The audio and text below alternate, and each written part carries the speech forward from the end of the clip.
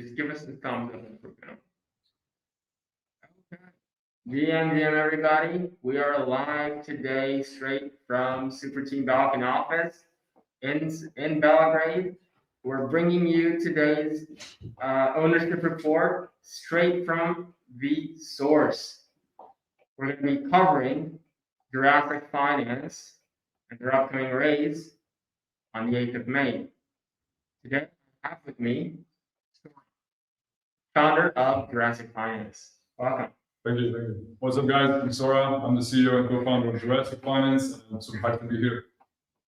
I think for the starter question, we can start off with the most interesting question out of this conversation, which is, Sora, what is your favorite dinosaur? I mean, I've seen you ask everybody this question, but I've never heard an answer from you. Yeah, so I'm kind of basic on this one. So like I think this is the most basic one, so I'm gonna say Spinosaurus. Even though it's getting nerfed worse and worse every year, but I still like the 2000 vision of Spinosaurus. Yeah, Spinosaurs are one of those dinosaurs that keep evolving in our eyes, right? Because they're so complex. They borderline keep de-evolving. Every year they make it fatter, they make it more amphibious. Then it's just getting worse and worse. Yeah, because like, what did they even do with their sales? We don't even know. Do you know anything about that? Of what happened? Was that for?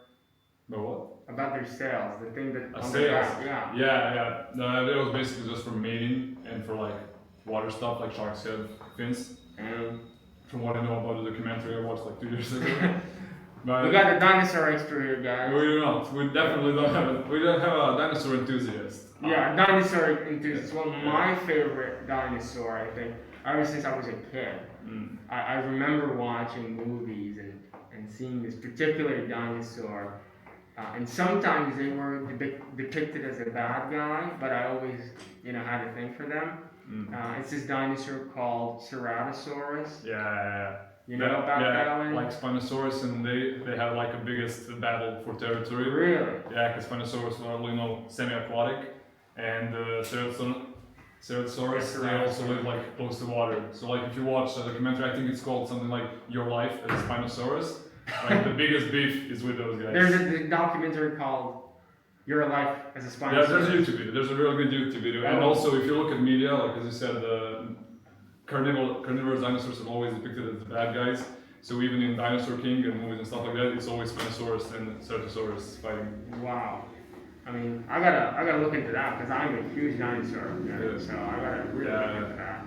There's like a lot of Haliades. Maybe you saw there's I don't know from which show exactly it is, but it's like one Spinosaurus, 1 and 2 versus 2 Ceratosaurus, because they're like smaller than Spinosaurus. Oh, really? Yeah. Damn. Okay. With that being said, let's get the important. We got all the important stuff out of the way. I think it's time that we actually talk about the raise tomorrow. But I'll let Sora talk about it. I think we're very excited. Everybody on Solana has been wanting to they're just dying to know what this is about and how it's going to end up. And, I think it's one of the most interesting and different ideas coming to life.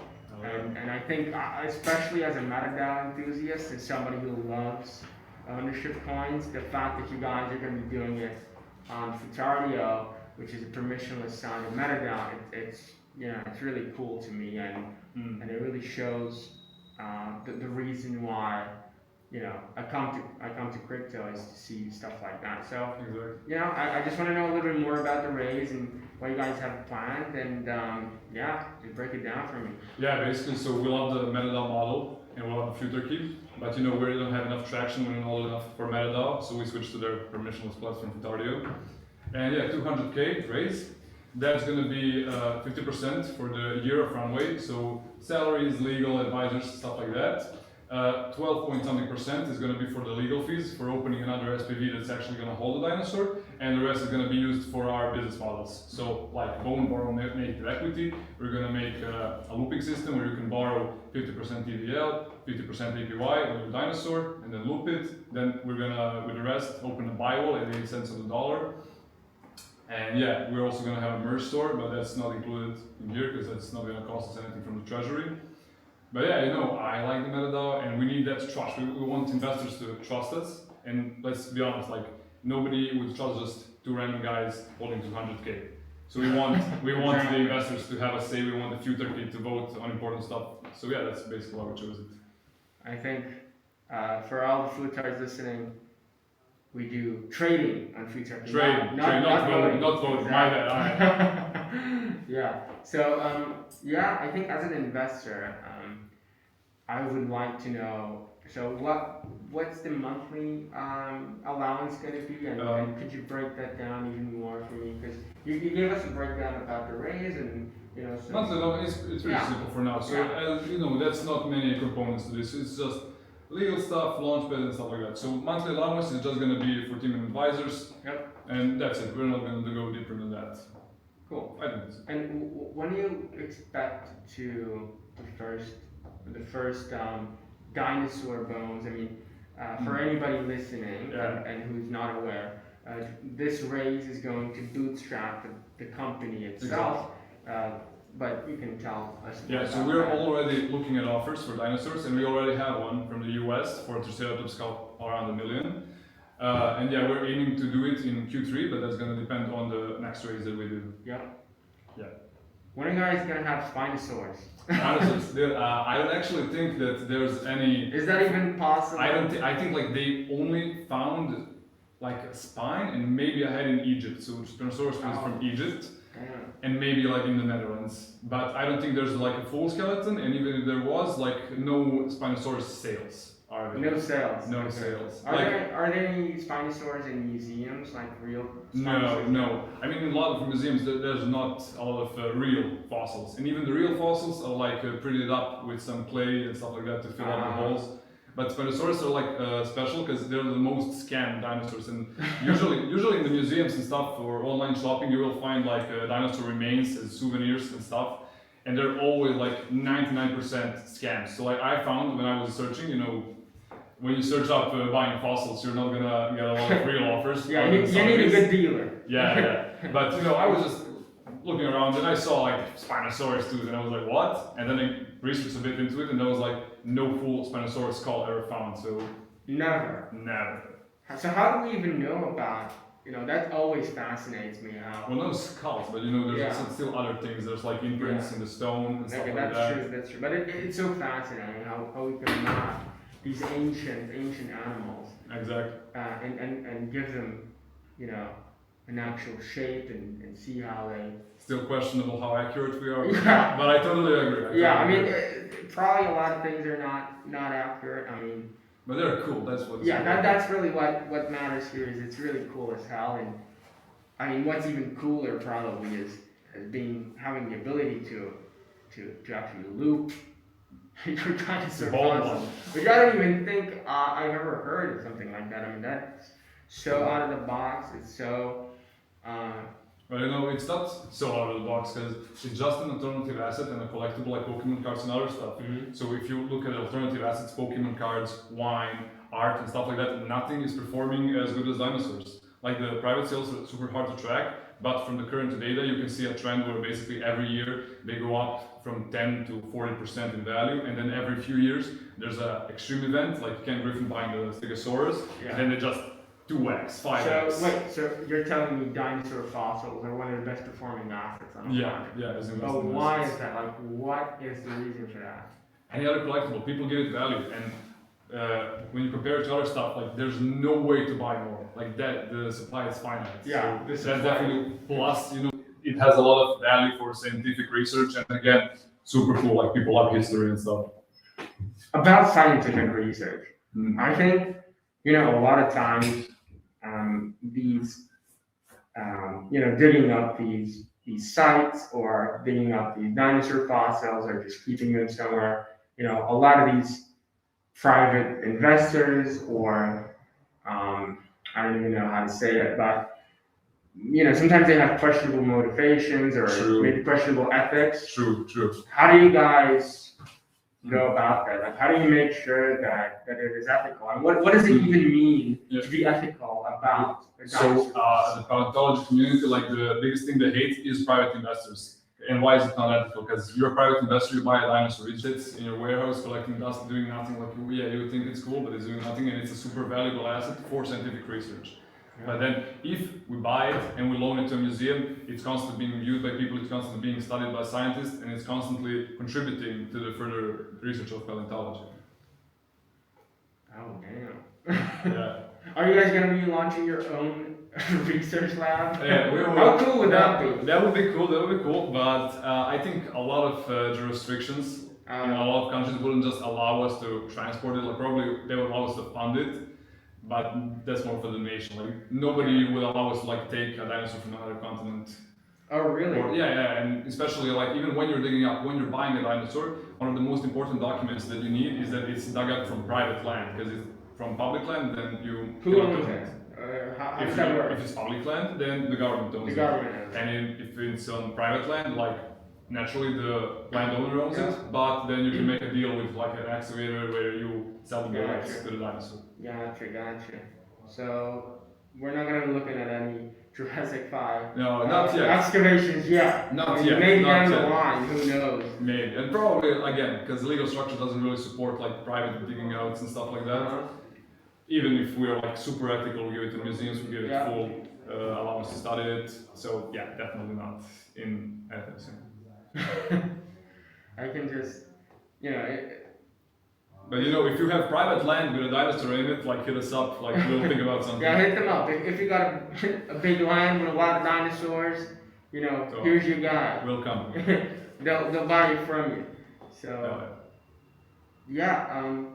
I guess we could also talk a little bit about, just on the surface, because I know you've already probably had to explain it to so many people, about how exactly will you own a dinosaur? I mean, what does that even mean? Yeah, so if we did it as all in one company, then you would just hold a part of that company, hold a part of their assets and stuff like that. But we want you to actually be able to say, like, I own a piece of this dinosaur. And that's why for every dinosaur, we're going to open a special SPV. For those that don't know, that's a special purpose vehicle. Basically, a company, this whole point is holding an asset. And its whole evaluation comes from that asset.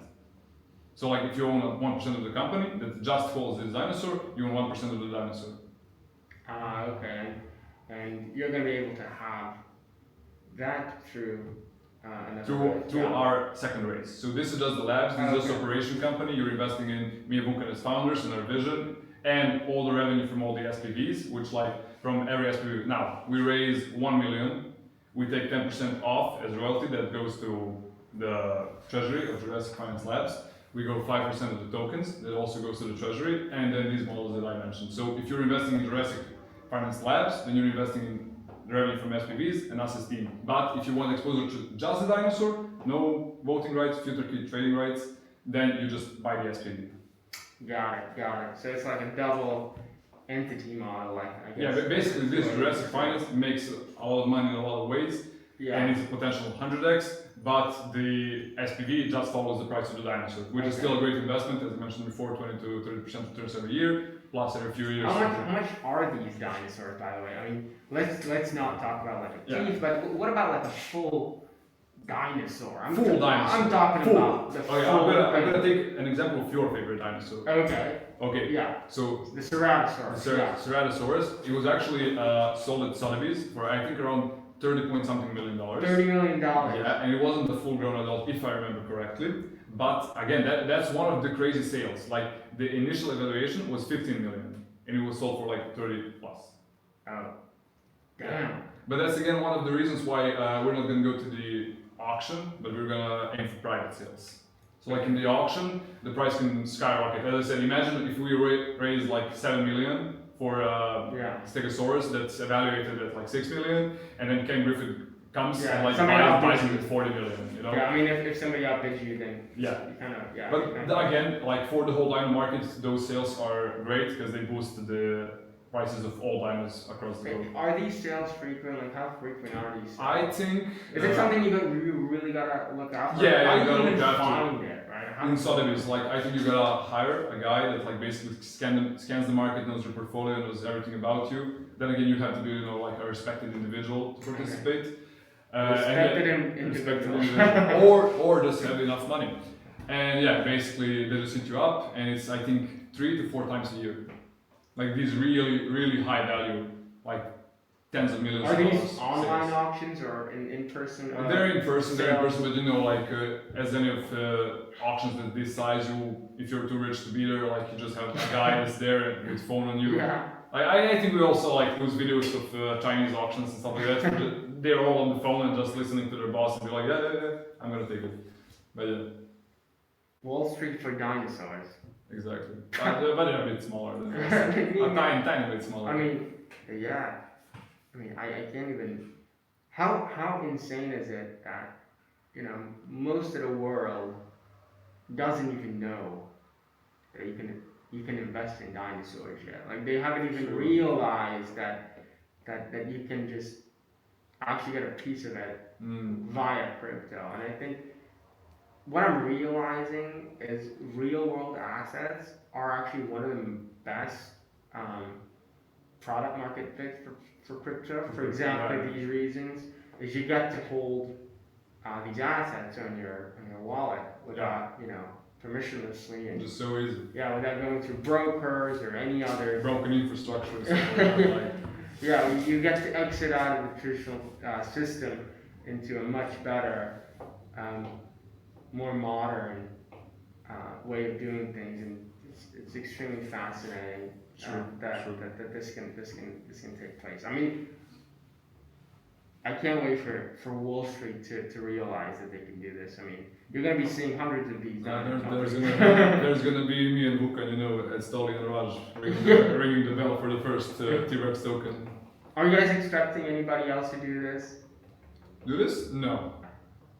There's been a few failed attempts, but there's like Web2 platforms that kind of did it. Rally and Masterworks, and they have like thousands of users, millions of dollars committed. But again, there's no legal backing, and there's no liquidity, and nothing is on chain. Okay, got it. Yeah. So we think that's like our biggest strength right now. Yeah. So I guess I also want to mention for the audience, if you have any questions, please leave them in the live stream, and we can answer some of those questions live. I think we can maybe even show the questions on screen. So, are there any questions now? No. Okay, there's no questions yet, but we're waiting everybody to ask them while I'm having this conversation with Sora. And just to take a short break for the conversation, I want to thank our sponsors. I want to thank Umbra for sponsoring us, and I want to thank MetaDAO for helping us grow ownership, and I really appreciate them both. They're awesome in every shape and every form. We really appreciate them, and I urge everybody who's listening to download Umbra Wallet, try it out, get some privacy on Solana, because it's not easy. It doesn't really exist as much yet, and Umbra is just one of those solutions that makes it possible finally to be fully private.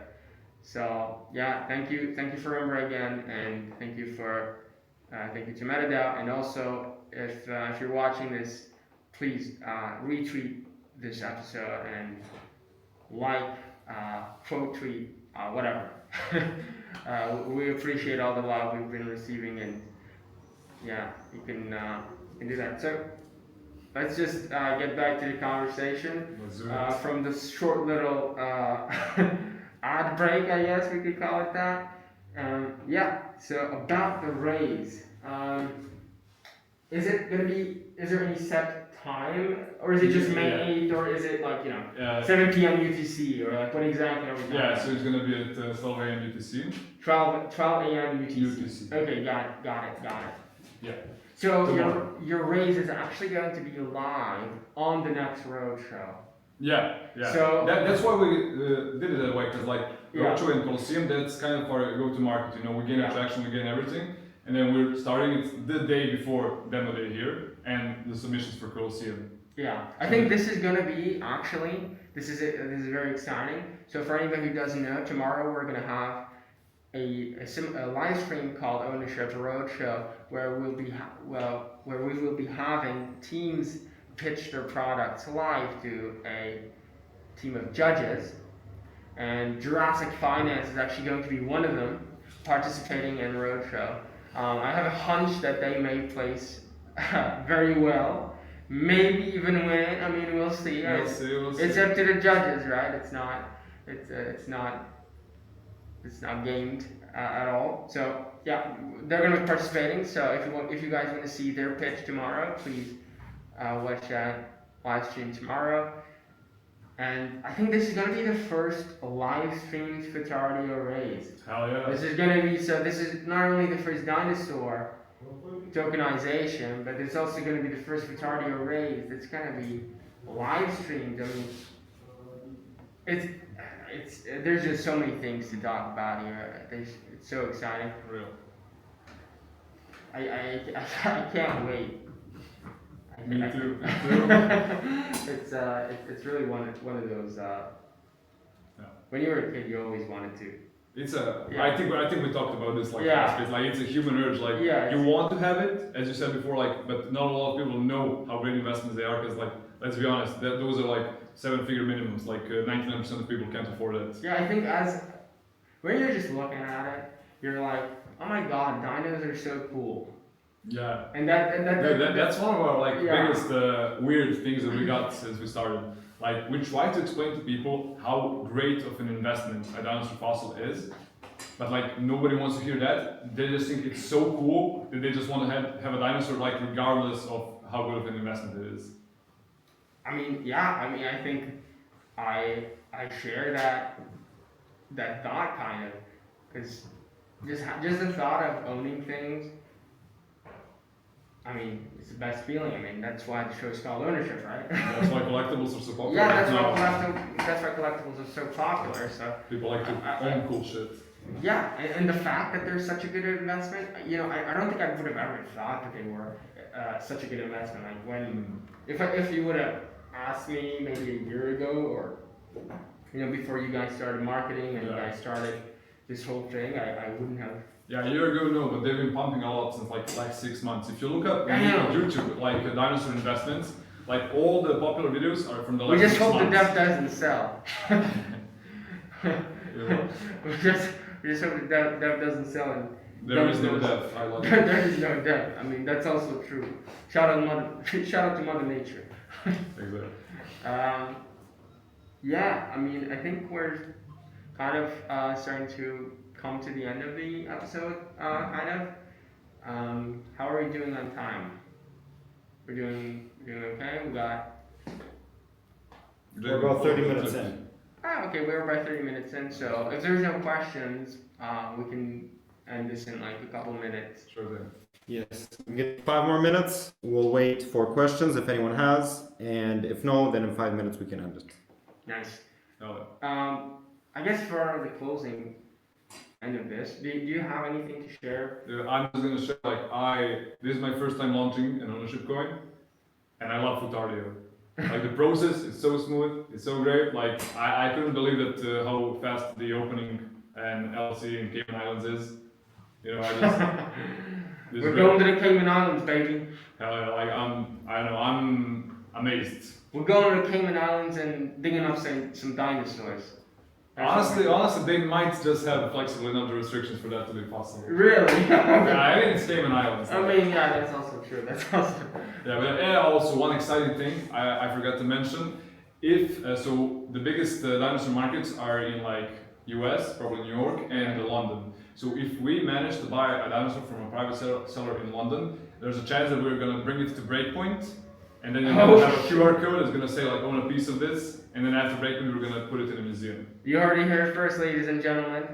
A dinosaur at Breakpoint. A real dinosaur. If anybody's listening, they can make this happen. You gotta reach out to this guy right here. Hell yeah. Let's make it happen. Real dinosaurs, they're not made of clay. A real dinosaur.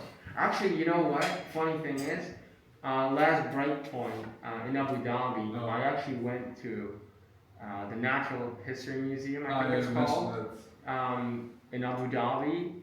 It was so beautiful. I mean, that was an aha moment for me because it has extremely beautiful dinosaurs, and I don't think I've ever seen that amount of real dinosaurs that were It's there. real. I hope they're real. I mean, I'm just gonna believe that they are. I'm not sure, but I think the problem is not true. I'm just gonna Like psyop myself into believing that they are real. Yeah, Even though I know that they probably aren't, just because it makes me feel better. So I get that. I get it. I mean, it's not uncommon practice. Like if you have a full skull, but you don't have anything else, then you just make like a fake body for it to be pretty displayed. What else are you supposed to do, right? I mean, Yeah. but it was still cool as hell. Like, there were so many dinosaurs there, and really huge ones. There were really small ones also. Ones that were in Jurassic World, and I was like, oh shit, this is what I saw in the movie. You know, so that that was really exciting for me. So yeah, I think if nobody has any questions now in the comment section, then we can wrap it up. I want to thank everybody for tuning in today. I want to especially thank Sora here for coming on the report. Well, actually, I came to Serbia to. Thank you for inviting me to participate. So actually, he should be thanking me. No, I'm just kidding. I'm just kidding. It was really awesome. I really appreciate you taking the time and talk with us about the upcoming race and the JurassicFi's. Likewise. It was really awesome, and I can't wait to participate, and I can't wait to see you guys on the roadshow. And thank you for all those who tuned in to listen again, and I'll see you guys. See you guys tomorrow on Roadshow. Yes, sir.